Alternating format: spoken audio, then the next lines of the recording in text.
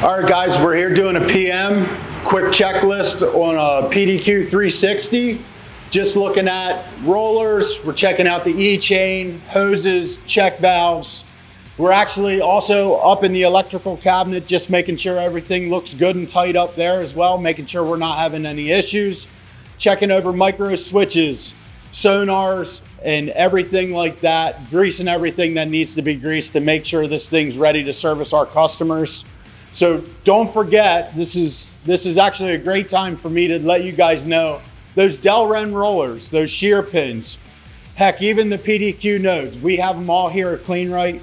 If you're looking to create a stock at your wash, maybe a little backup inventory, or you're looking to put together a PM kit, give us a call at Kleen-Rite and we'll get you fixed up.